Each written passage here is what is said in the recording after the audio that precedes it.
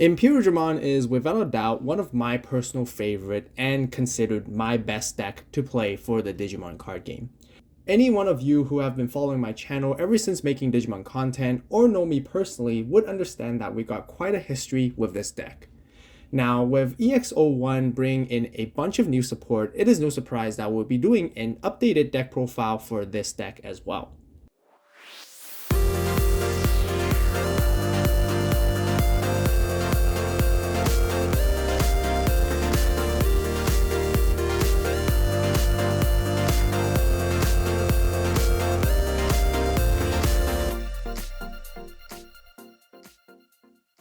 Hello Digimon players and fans, welcome back to another new Digimon deck profile and building guide video.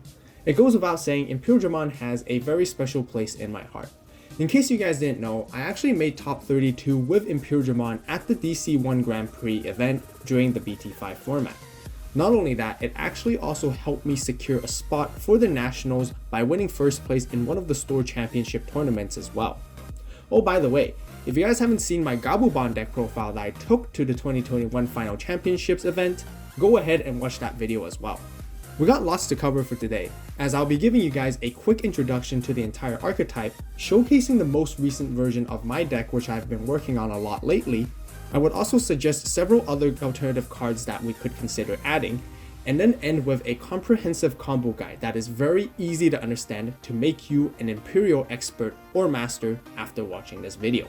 So sit back, relax, and let's start with the introduction. Imperialdramon is a very strong and powerful deck, as the overall playstyle is very aggressive.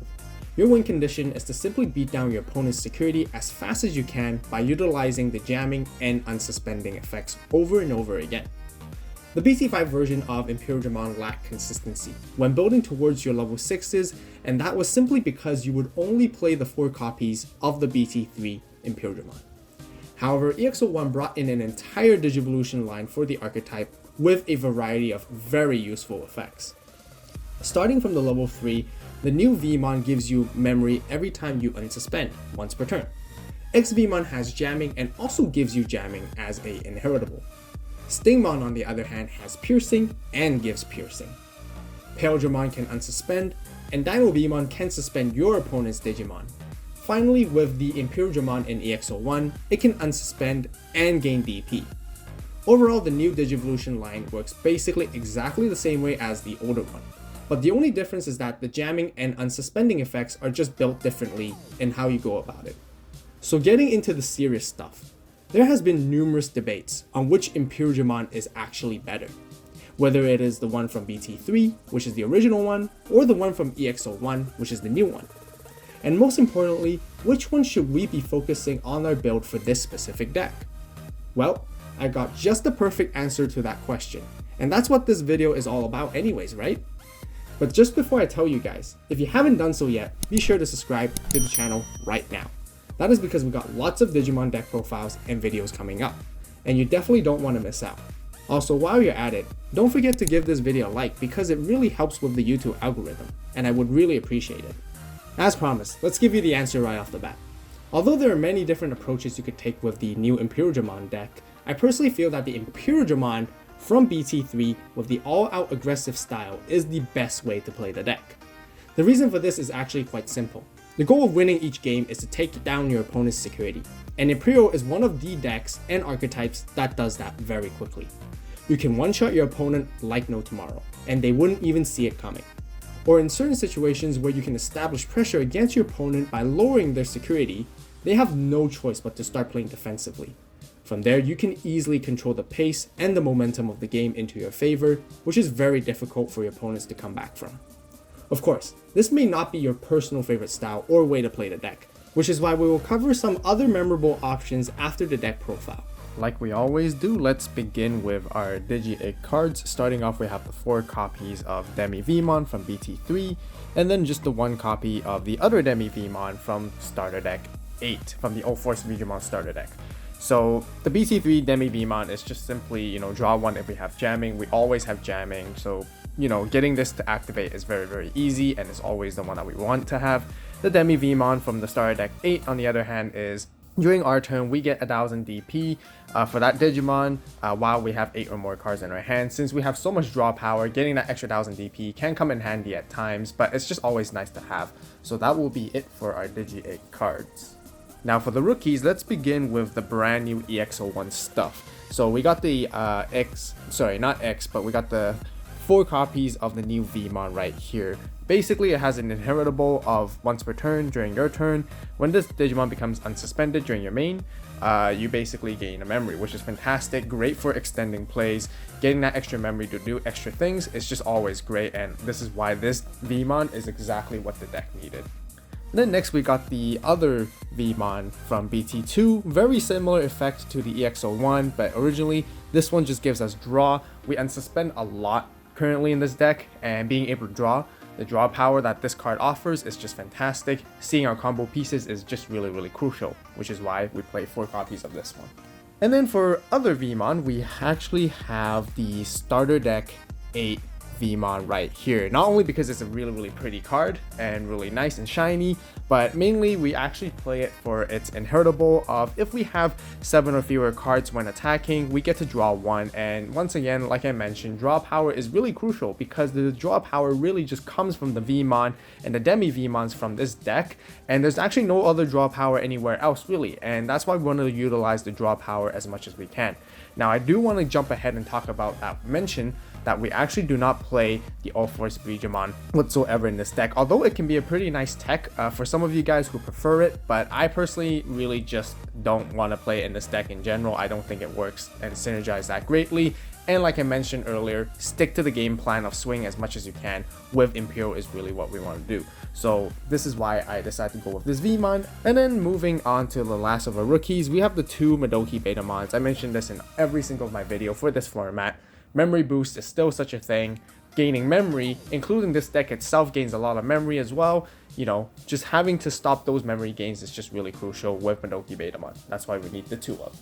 Now moving into our level 4s, we have once again, starting with our EX01 cards, we have the X Vmon and 4 copies of this right here. So it itself has jamming, which is fantastic, so you can make early swings with him, but also mainly importantly, it gives an inherited of jamming, enabling your Imperialdramon, which we will get into just in a bit, to also gain its jamming. Basically, any Imperialdramon or any Digimon with free in its traits will gain the jamming, and it's really crucial because the Imperialdramon in EX01 does not have jamming itself, which is why this is really important. But I also really like how the fact that this can actually digivolve on top of a green and blue Digimon as well, which is fantastic, but we don't really utilize it as much.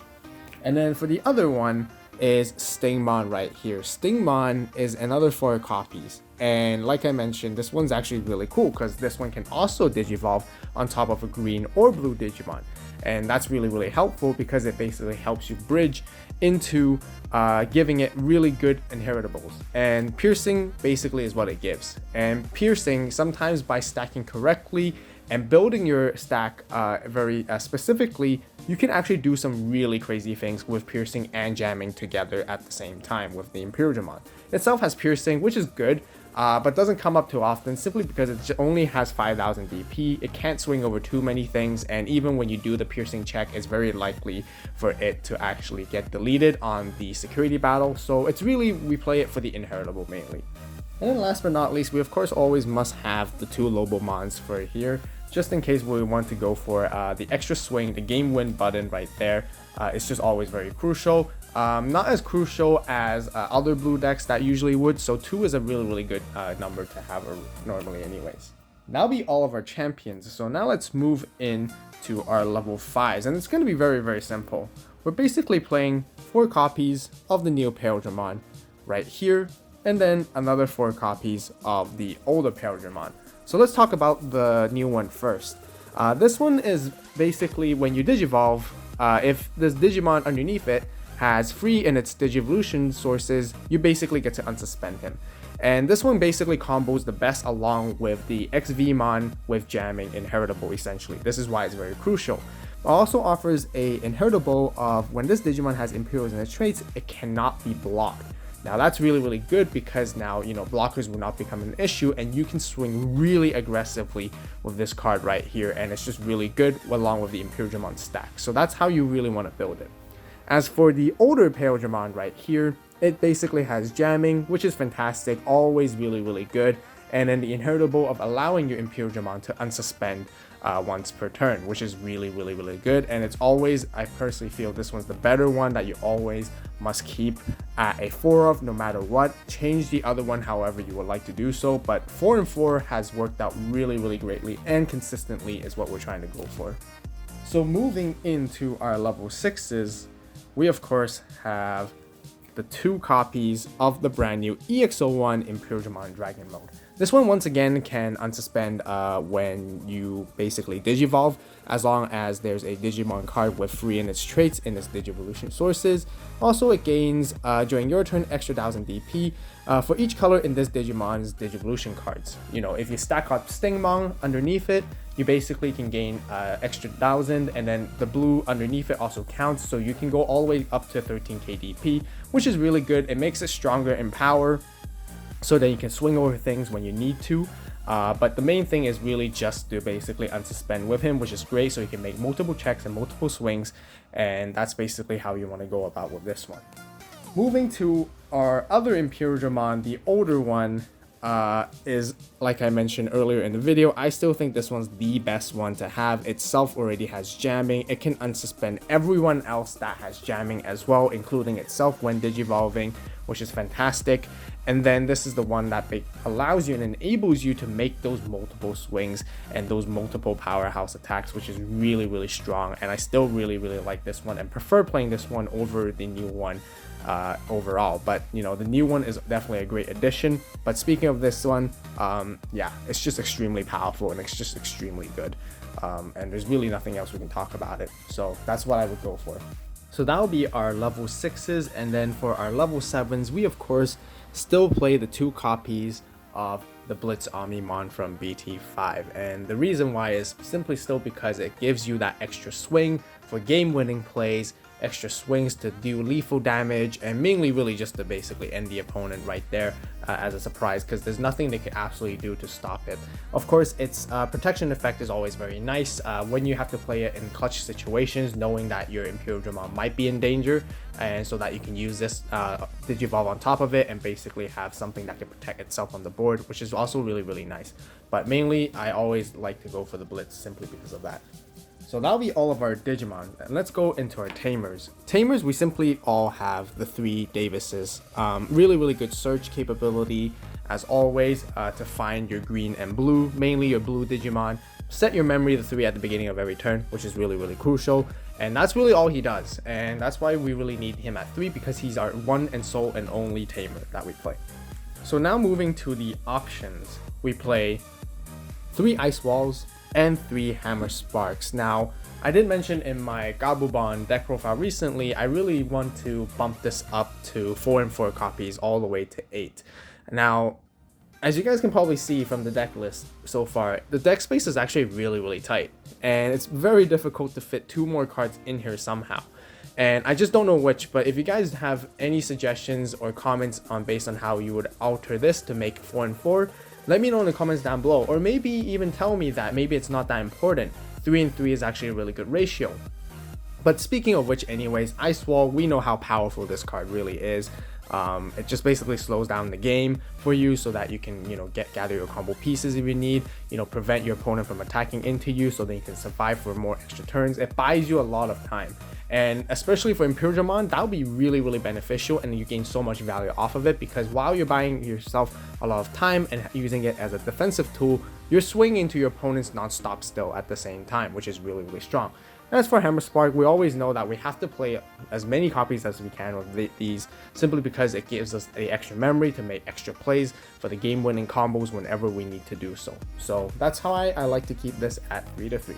There is also one really important note that I like to cover, and that is being Ice Wall is going to be restricted to 1 very soon, making that this build not as viable and proper. So to give you guys other options, while we still can play as many Ice Walls as we can, and with 1 Ice Wall only available, the changes and the updates are very simple. All I actually would do is simply play one more Hammer Spark, since we only play 3, so we can maximize it to 4, and then the other card I will play is one Sora and Joe, which basically is also a very nice memory tamer to help us boost up even more memory and make more plays generally.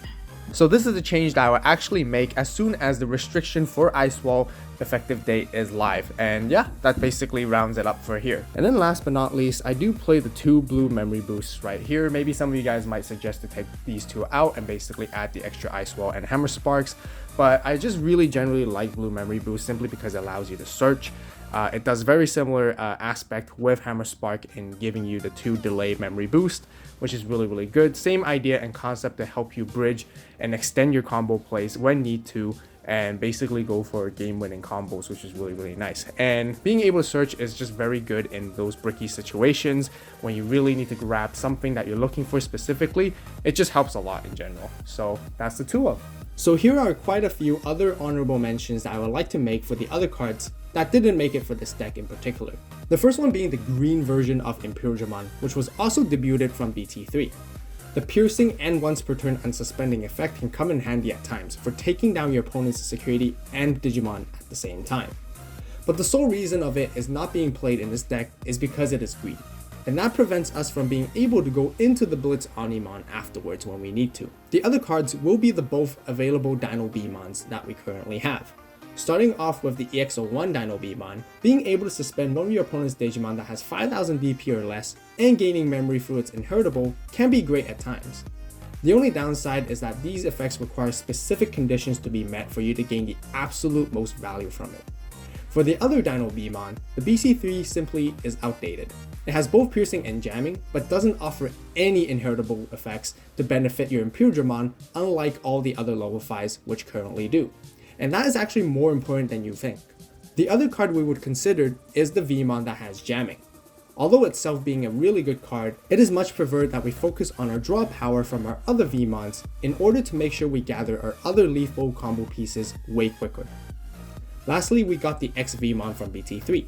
This card is also very situational, as it only really works best when you do play the Vmon with jamming, or if your style of deck is more of a rookie rush / champion rush style base. Overall, some of these cards are still quite good, as it allows the deck to take on a completely different approach and become slightly more mid-range and versatile. What I also mean from that is some of these cards can be considered as sleeper cards for the deck. So keep in mind, there may be a time for them to be really good fit for the deck depending on how the meta shifts. Perhaps that calls for another Imperialdramon deck profile on the channel that features a completely different style and build. That might be something I would like to look into as well. With that topic covered, let's show you guys the combos. So there are quite a few really cool, nice and neat new combos, and there's a lot of combinations you can really go with this deck, which is why Imperial now is really versatile on how you build your stack and how you play. And it becomes more and more crucial, but I'll go through the most important combos that I personally think. So for this one in particular, you really just need one memory, and you need to have the Vmon Digivolved on there. So you would Digivolve into your Vmon, and then you would Digivolve into your X Vmon, and then you would pass your turn to your opponent and do a whole bunch of things, and then they pass you back to one memory. So now it's your turn, you draw, you're ready to go, and the other card you want to have is Imperialdramon right here. So all you have to do is basically move up the X Vmon, and then essentially the Vmon, it really doesn't matter which Vmon you have in the inheritable, simply because, you know, all Vmons are simply really good. The whole point is the jamming, really. So you swing into your opponent's security with jamming of X Vmon, you get to draw your card from your Demi Vmon, which is fantastic, and then afterwards you will Digivolve your Imperialdramon on top of the X Vmon. Let's just say, for 3 memory, and Imperialdramon's effect will allow you to unsuspend, you draw for Digivolving, so now because you unsuspended with Vmon, you basically gain a memory. If it's the other Vmon, you would have drawn a card instead, which is really good. And in a different situation, let's just say the same scenario, but this time you have 3 memory to start off instead, and your X Vmon's already on there. So your X Vmon's ready to go, you swing in for security once again, and then you go down to 0, and then you go into your Imperialdramon and Digivolve, and with this Vmon in particular, it will gain a memory back, which is really good, and then you can make another swing, and this Imperialdramon right here will have jamming as well. So you make 2 swings, 2 checks just right there. Another even cooler factor is, let's just say you start with 2 memory and the exact same stack and combo. You swing in again, and then you Digivolve, passing your opponent to 1, and then you go into your Imperialdramon, and then with the specific Vmon, you gain a memory retaining your turn, and you can swing in once again. If not in certain situations, if you feel it's dangerous for you to swing in with Imperialdramon, you could just simply Digivolve it and unsuspend, and then stand and then do something else to pass to your opponent's next turn, so then it's no longer in danger. Now, to even further bridge this combo off, once again, let's just repeat the same thing. Let's swing in with XVmon, and then we basically do a security check for jamming, and then we pass them to 1 to go into the Imperialdramon, Digivolve right here, unsuspend, go to 0, and then we can make another security check right here with jamming as well. And then now to top it off, all you need is one or the other Imperial Dragon mode right here, which is very, very nice. Either one works, simply because then you can pass them the 3 memory, Digivolve, and then the Imperial effect will allow you to unsuspend once again. No matter which one you have right here, both of them will unsuspend, and basically this one's ready to go for the next turn. Now, of course, there is one downside. You know, you might be dangerous to leave your Imperial out just like that, because then your opponent may have some removal cards that can get rid of it. So be cautious and be wary if you were to do that, but that's also a really nice combo you can pull off at times as well. Now, for the other combo, let's show you guys the classic combo 2.0, which is very similar to the combo I showcased in the BT5, but now it's got a slight different iteration because we do have a newer level 4. But first off, you just want to continue to Digivolve into your Vmon, of course, as usual. Once again, it doesn't matter which Vmon you have, because all Vmons are just fantastic.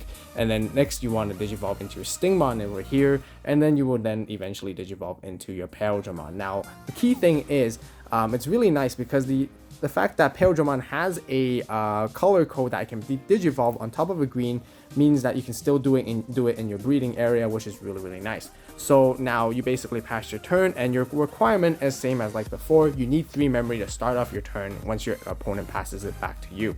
So now what you can do is basically move up your Imperialdramon and basically get ready to swing in. Now this time it's even better because you have both piercing and jamming. So if your opponent has any suspended Digimon that your Imperialdramon can go over into, then that's really great because you can swing into their Digimon. If not, swing into their security for jamming, and then basically do piercing as well if you did swing into a Digimon. Now you would pay the 3 memory, go to 0, and then go into your good old Imperialdramon Dragon mode right here. Now this is almost basically like the piercing, jamming, board wiping combo potentially, because if your opponent has a lot of suspended Digimon, essentially you can use your Imperialdramon Dragon mode to unsuspend from Digivolving, and then swing into one of their suspended Digimon, check for piercing as well, and then Imperialdramon will allow you to unsuspend, and then swing again for another Digimon or security directly. So you make basically a total of 3 swings right there.